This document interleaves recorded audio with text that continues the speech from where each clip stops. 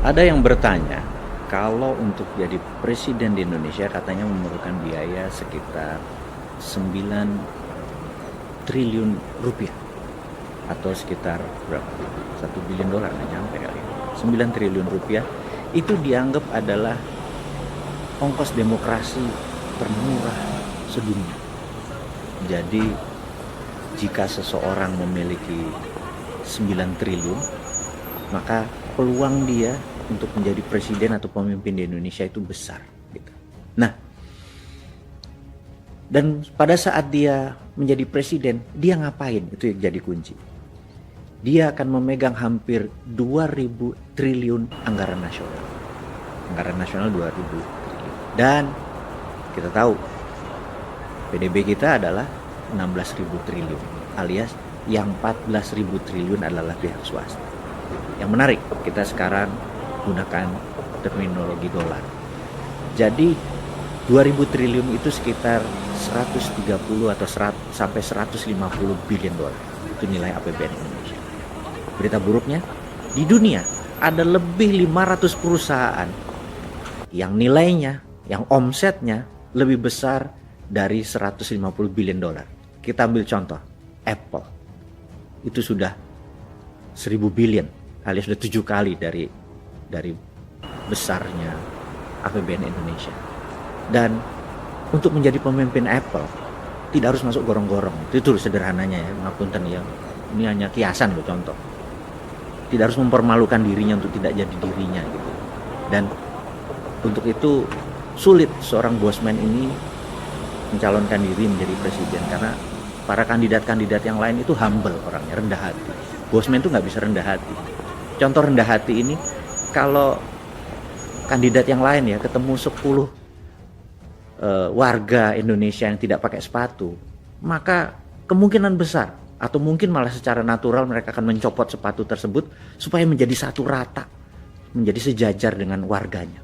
Gak mungkin kan bosman jadi memperlakukan seperti itu. Bosman apa yang dilakukan? Kalau ada 10 warga nggak pakai sepatu, dia nggak bakal copot sepatunya. Yang pasti adalah gue beliin itu semua orang sepatu biar sama pakai sepatu. Itu aja bedanya. Jadi kita tuh gak humble, paham ya? Nah, karena itu kan sulit kan bosman jadi presiden. Lalu siapa yang punya duit 9 triliun, 10 triliun itu? Ya oligarki. Jadi nggak heran di demokrasi yang belum dewasa, rakyatnya bisa dibeli, maka oligarki itu bisa membayar kandidat-kandidat untuk lolos menjadi pemimpin Indonesia, untuk mengelola yang 2.000 triliun tersebut, dan untuk membuat kebijakan yang 14.000 triliun tersebut supaya beredar di kalangan oligarki doang. Kira-kira ya, ini jahat ya gua ngomongnya ya. Tapi ini hanya untuk wake up call, untuk alarm doang, untuk lu pada bangun semua gitu ya, berpikir ada benernya juga kali ini bosman ngomong kayak gitu. Lalu siapa yang punya 9 billion itu yang tidak oligarki? Ya hanya bosman juga, tapi itu nanti ya rahasianya ya. Gue kayaknya harus manggil dulu bawa kendi muter-muter itu dulu supaya langit kasihan sama gue gitu ya. Jadi intinya adalah ada cara kedua. Cara kedua untuk menjadikan non-oligark menjadi pemimpin Indonesia. Itu rumusnya. Bagaimana caranya? Gimana kalau kita ke sejarah lagi? Biasa nih, bosman apa-apa ke sejarah, ke belakang, agar ada landasan berpikir, ada referensinya. Karena akademisi tanya, apa alasan lo? Apa referensinya gitu. Kita kasih bos, tenang bos.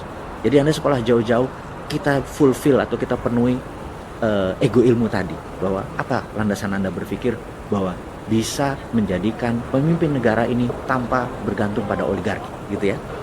Anda semua tahu dulu saya secara ecek-ecek pernah sekolah di negeri seberang dengan keilmuan yang sedikit tidak terlalu penting, karena itu bosman kan tagline-nya adalah wong bodoh ngaku pinter. Ya tetap saat ini ya wong bodoh yang ngakunya aja pinter, sok-sok baca buku gitu ya biar kelihatan pinter.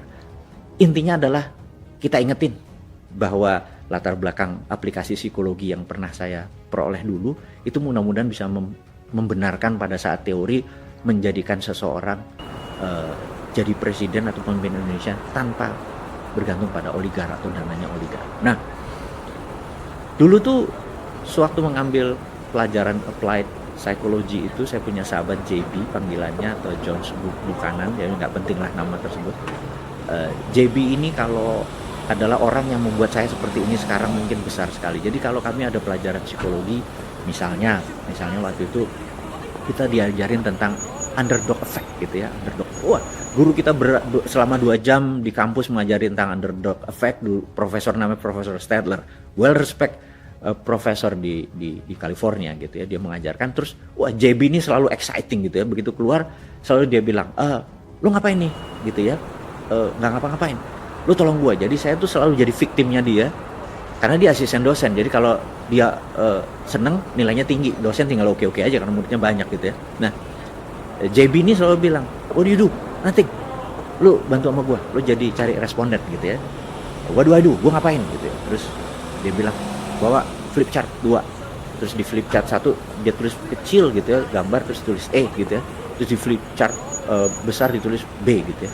Terus kamu cari responden, ngerespon mana bela mana. Saya nggak ngerti. Waduh, ini tentang underdog effect katanya gitu.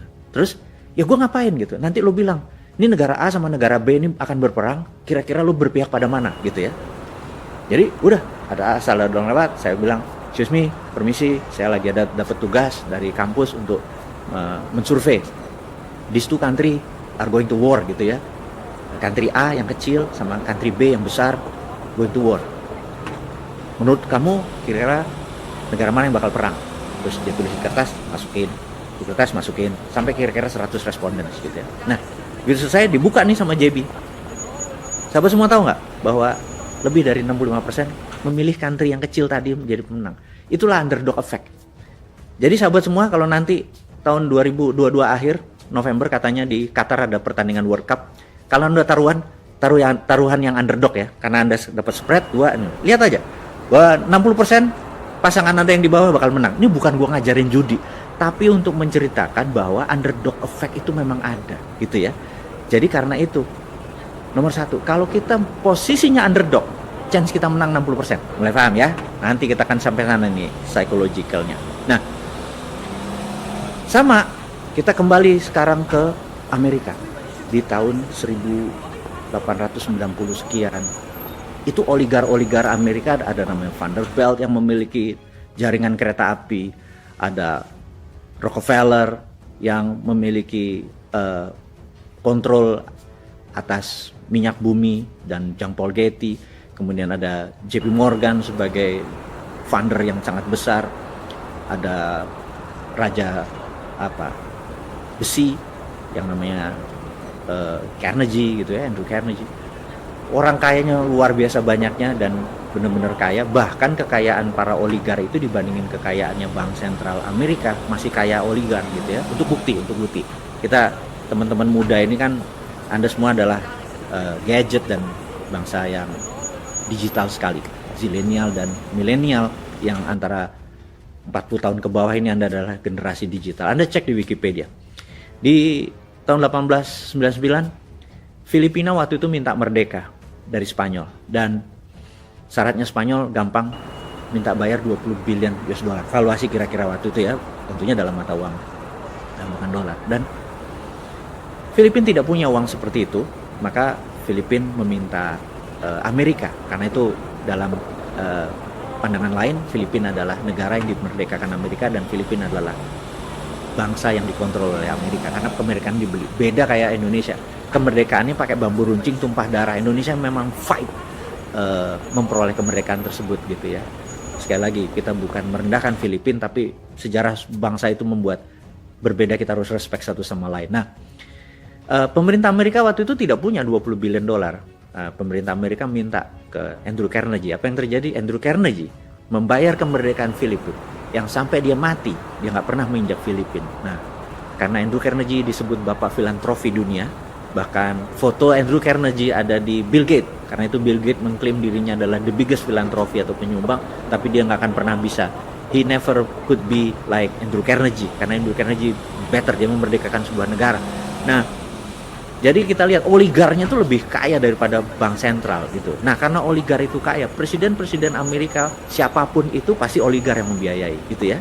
Nah, sampailah di tahun 1910, 11, 12 sampai segala macam, di mana oligar itu sangat kuat mengendalikan, kaya miskinnya sangat ekstrim, buruh itu nggak ada nilai dan sangat rendah kesehatannya, kelayakannya untuk hidup sangat rendah, dan banyak yang gerah, sudah yang gerah. Nah, sampailah suatu hari ada 3 orang, apa ya kalau di Indonesia ya, kayak lembaga survei gitu ya, yang suka mensurvei konstituen atau mensurvei calon kandidat gitu. Nah, 3 orang ini sedang duduk-duduk di kafe, kemudian dia menengok ke samping, itu ada satu orang senator, ya cukup biasa aja, nggak dibilang loser tapi juga nggak dibilang spesial. Senator ini bernama Warren Harding gitu ya.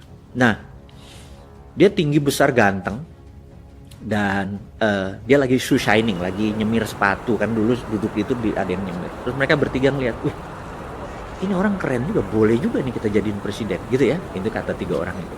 Terus mereka bertiga datang ke Harding, dia bilang, lu mau jadi presiden Amerika? Harding bilang, oke, tapi lu ikutin gue ya. Dia ikutin tuh bener-bener, dia ngomongnya di draft, tindakannya. Dan kebetulan Warren Harding ini tinggi gitu ya, 6 feet something gitu, 180 hampir 190. Secara psikologi, sekali lagi ini ilmu psikologi, kalau orang tinggi itu maka orang kita yang di bawah ngelihatnya itu posisinya submission, atau bahwa di atas tuh posisinya otoritatif gitu ya. Jadi karena dia tinggi, ngelihat orang tuh otoritatif, jadi kelihatannya keren gitu ya. Jadi mengerti kenapa orang tinggi terkadang mempunyai nilai lebih gitu ya. Nah, Warren Harding ini tidak pinter-pinter banget, tapi di semua perkataannya, tindakannya ini drill oleh 3 orang ini. Dan dananya dari mana? Anggap di Indonesia sekarang 9 triliun itu dikumpulin dari UKM gitu ya. Dari pengusaha UKM receh dikumpulin. To make story short, 1921 Warren Harding menjadi presiden Amerika, dan shock sekali oligar di Amerika. Dia nggak berumur panjang, hanya 2 tahun dia di Gedung Putih, dan dia bisa dikatakan presiden terkorup karena banyak sekali oligar membayarin dia, dan dia terima. Tetapi timnya dia membentuk sesuatu yang baru. Dan oke, kita skip ceritanya, tapi Anda boleh lihat detailnya tadi, bahwa sejak saat itu puncaknya nanti adalah di tahun 1930 krisis, karena terjadi serangan terhadap peraturan dari negara, menekan oligarki, menekan para konglomerat, membuat UKM naik. Intinya banyak yang sakit hati di oligarkinya. Intinya lagi tahun 1930 Wall Street collapse gitu ya. Nah, collapse-nya Wall Street ini membuat dunia goncang, membuat Nazi akhirnya bergerak di Jerman dan lain sebagainya. Tetapi saat ini Amerika tuh menjadi negara yang paling adil, di mana jumlah orang kayanya, UKM-nya, dan negaranya benar-benar 1:1 menjadi seimbang. Kalau dulu ini 80% gitu ya, yang ini 10%, negara cuma 10%. Sekarang menjadi berimbang. Dan Warren Harding itu game changing, bisa dikatakan game changing. Jadi sahabat semua, bukan berarti untuk menjadi presiden itu harus oligar sebagai fundernya. Tetapi bisa juga kita memilih someone menjadi Warren Harding yang akan membela para UKM, para pengusaha receh, para buruh, para nelayan, para petani, untuk bergandengan tangan menjadi sesuatu yang baru di Indonesia.